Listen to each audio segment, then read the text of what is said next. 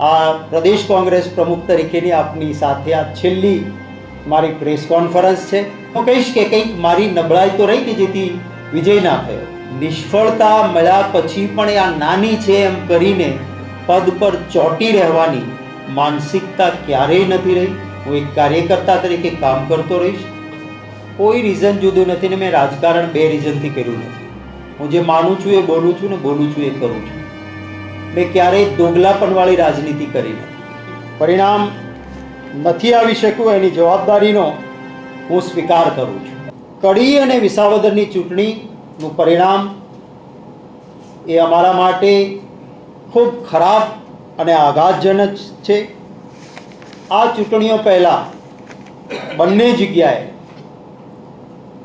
અમારા કોંગ્રેસના કાર્યકર્તાઓ 30 વર્ષથી અહીંયા સત્તા નથી પણ જે મક્કમતાથી આ ચૂંટણીઓમાં લડ્યા છે એને નમન કરું છું.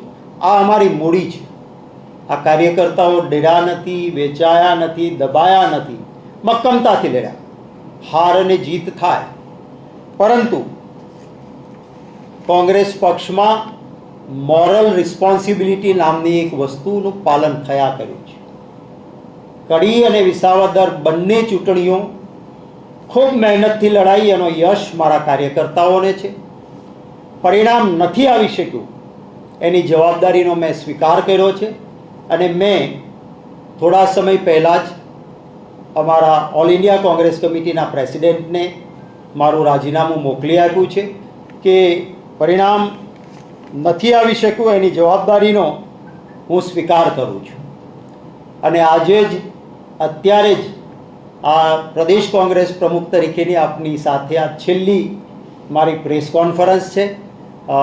અમારા સંગઠનના મહામંત્રી અને ડેપ્યુટી લીડર CLP શૈલેષભાઈ પરમારને મારી જવાબદારીઓ જ્યાં સુધી AICC નક્કી ન કરે, નવા પ્રમુખની જવાબદારી કોને આપવાની એ નક્કી ન થાય ત્યાં સુધી જે કંઈ રોજબરોજનું કામકાજ છે એ જોવા માટે મારો આજથી જવાબદારીનો ભાર એ શૈલેષભાઈ પરમારને સુપ્રત કરું છું. જે મેં અમારા હાઈકમાન્ડને પણ જણાવી દીધું છે કે રાજીનામું આપવું ને પછી મંજૂર થાય ત્યાં સુધી રાહ જોવું, પછી કોઈ ના પાડે ને કોઈ મનાવે એ નહીં. હું મોરલ રિસ્પોન્સિબિલિટીનો સ્વીકાર કરું છું અને એટલે અત્યારથી જ મારા કાર્યભારનો પદત્યાગ કરું છું.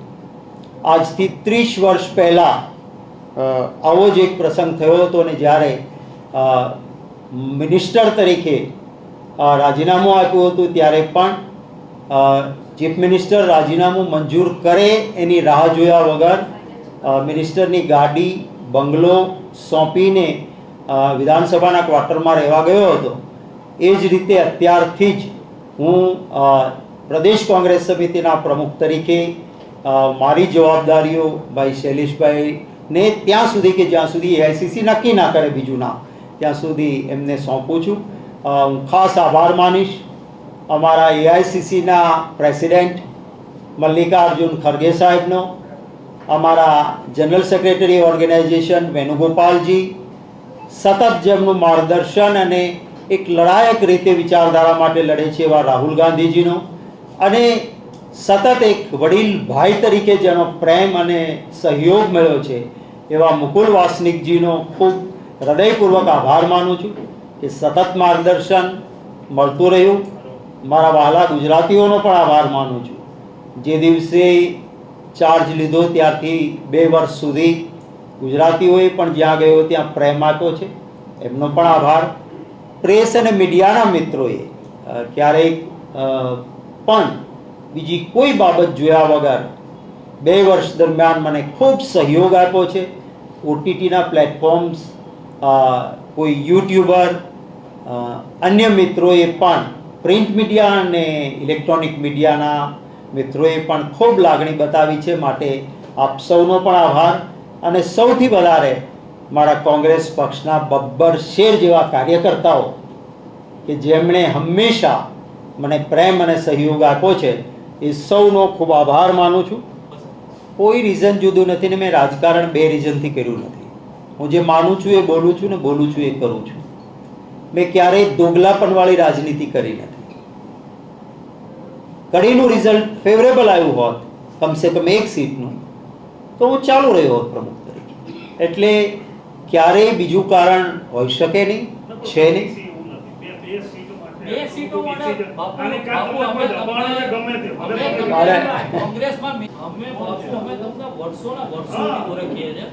તમે જો મને બરાબર ઓળખતા હો તો ખાલી એક મેડિકલ કોલેજ મળે કે ના મળે એના માટે જે માણસ મિનિસ્ટરનું પદ છોડતો હોય એના માટે આ 2 ચૂંટણીઓ આટલી મહેનત મારો કાર્યકર્તા કરે અને પરિણામ ન આવે તો એની નૈતિક જવાબદારી મારી બને. એટલે આપને કદાચ 2 જ સીટ લાગે પણ આ સીટ જીતાઈ હોત તો આનાથી એક હવા કેટલી ઊભી થઈ હોત એ વાતની ગંભીરતા હું સમજું છું. અને એટલા માટે જ નિષ્ફળતા મળ્યા પછી પણ આ નાની છે એમ કરીને પદ પર ચોંટી રહેવાની માનસિકતા ક્યારેય નથી રહી.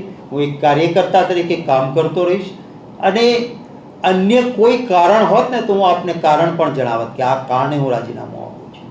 મને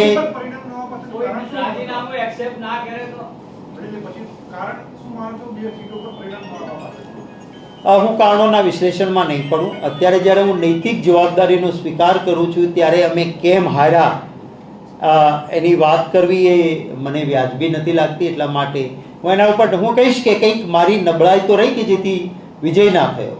એટલે હું એ નબળાઈના માટે બીજા કોઈના પર ઠીકરું ફોડવાના બદલે એક નૈતિક જવાબદારીના ભાગરૂપે હું એનો સ્વીકાર કરું.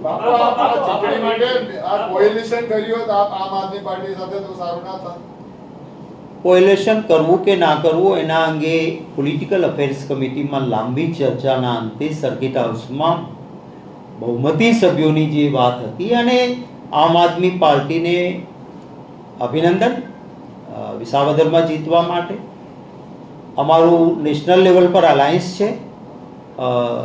એક લેવલથી નીચેની કોઈ પાર્ટીઓ માટે સાથી ઉપર હોય એને કરવી એ બરાબર નથી. પરંતુ હરિયાણાની ચૂંટણી વખતથી સ્થાનિક કક્ષાએ રાજ્યોમાં જે પરિસ્થિતિ પેદા થઈ હતી એનું પણ એક કારણ હતું. બાબુ, જે હિસાબે ગોપાલભાઈનો વિજય થયો, હવે આગામી દિવસોમાં તમને એવું નહીં લાગે કે આમ આદમી પાર્ટી કોંગ્રેસને વધુ ચૂંટણીઓમાં નુકસાન પહોંચાડી શકે, લોકલ બોડીથી લઈને બીજી બધી ચૂંટણીઓમાં? રાજકારણમાં કોઈ ભવિષ્યવાણી હોતી નથી.